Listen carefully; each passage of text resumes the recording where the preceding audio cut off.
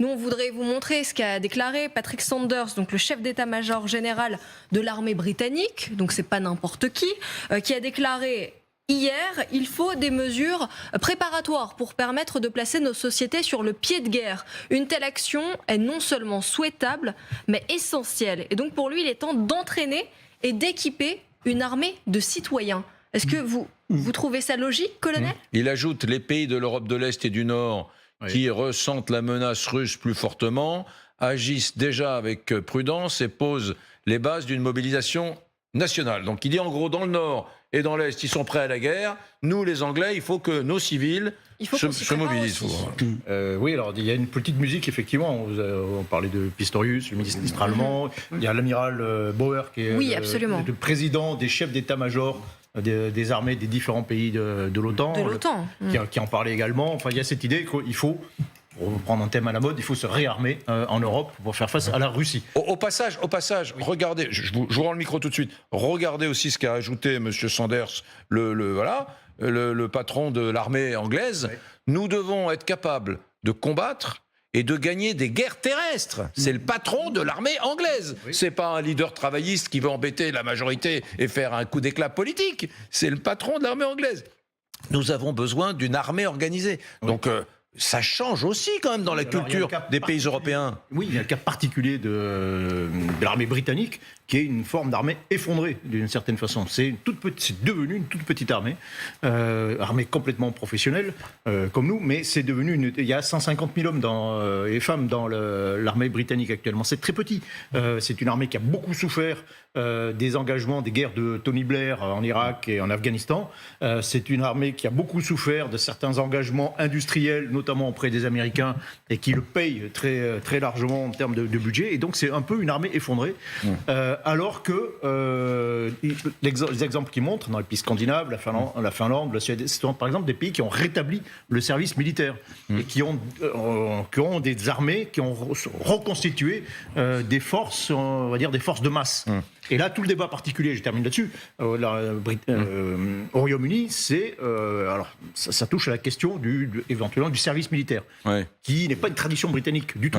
Il y a eu, ils veulent une armée il y a eu le service militaire, c'était 1920 et c'était 1939-1960. Non, bon, moi je vous montre ça parce qu'il me semble que dans le monde occidental aussi, il y a une petite musique, une petite ritournelle qui change. Je vais vous montrer encore deux choses.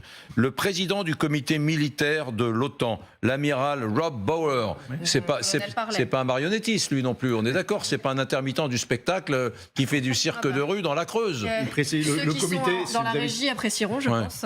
Les chefs d'état-major des armées de l'OTAN se réunissent c'est un comité et il y a un président tournant et donc là, il est néerlandais. Ce monsieur nous dit le monde change tellement qu'à partir de maintenant, il va falloir que vous ayez quelques fondamentaux sur votre table de chevet le soir quand vous vous couchez. Il faut de l'eau, il faut une radio avec des piles.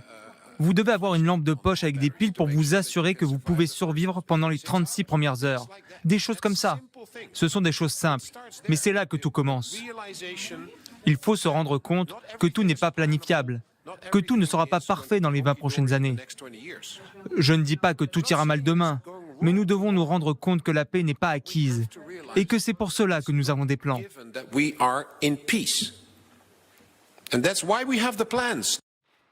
Alexandre Melnik, est-ce qu'il va trop loin ? Non, pas du tout. Pas assez d'ailleurs. Parce que je disais toujours que la guerre déclenchée par la Russie en Ukraine, c'est une guerre civilisationnelle. C'est une guerre qui concerne les fondamentaux de notre existence, les valeurs initiales, fondamentales de l'Europe. Et cette prise de conscience, à mon avis, est tardive. Bon, c'était bien que ça se passe, mieux vaut tard que jamais, mais il faut que l'Europe se réveille face à cette nouvelle réalité du monde.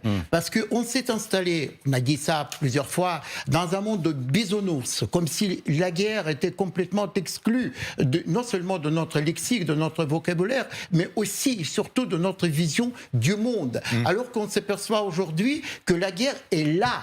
Et la guerre, c'est un défi ouvertement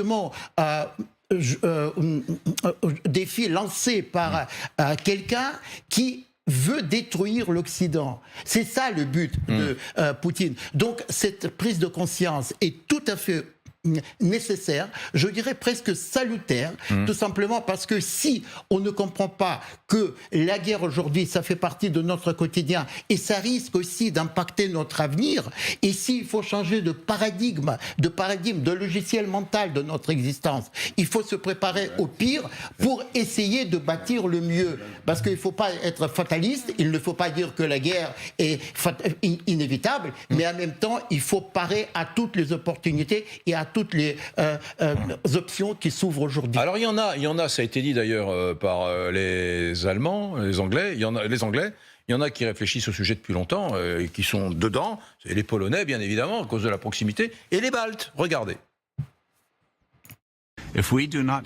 Si nous n'aidons pas l'Ukraine à arrêter la Russie maintenant, cela nous coûtera encore plus cher plus tard. Car la Russie ne s'arrêtera pas. Écoutez, la Lituanie, la Lettonie, l'Estonie, la Norvège, la Suède et la Pologne, tous ces pays disent que nous avons très peu de temps pour nous préparer. Si la Russie n'est pas arrêtée, nous serons les prochains à arrêter la Russie. C'est ce à quoi nous assistons.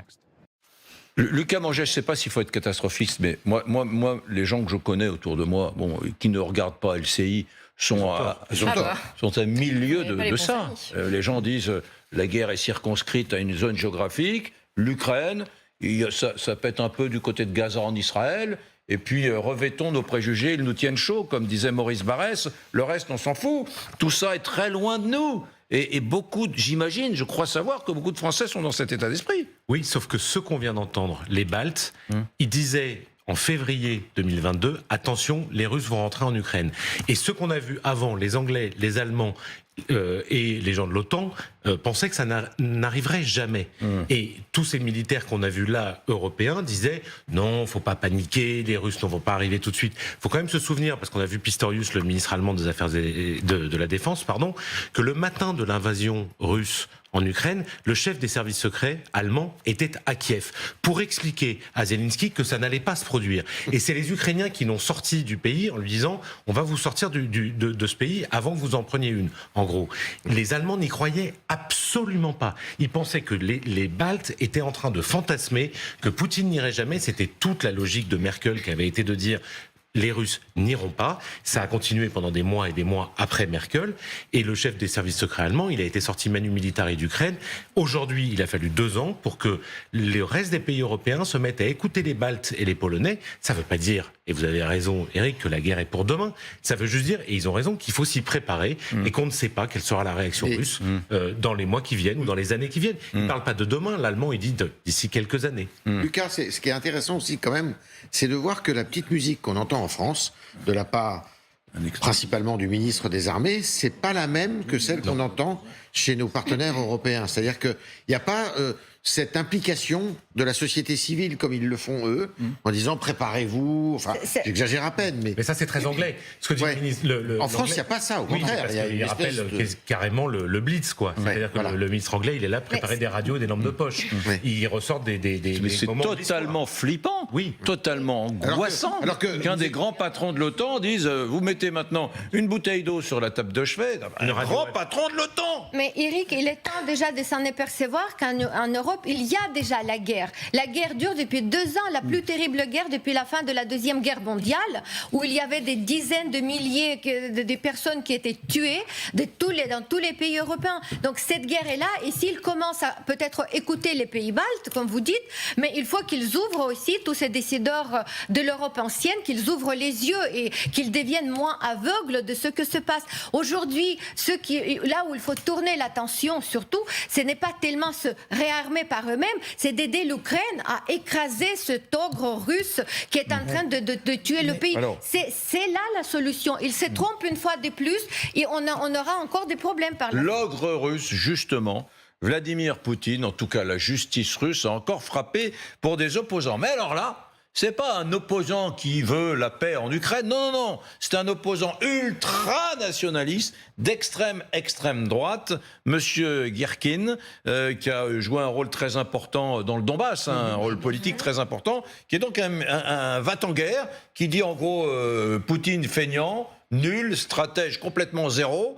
Donc c'est vraiment l'opposition d'extrême droite. Et lui, il va plus tellement s'opposer dans les jours à venir. Oui, Igor Girkin, regardez cet homme, c'est lui, c'était lors de son procès, il sourit et pourtant il a été condamné à 4 ans d'emprisonnement pour extrémisme. C'est la première fois, vous le disiez, qu'une figure nationaliste est condamnée.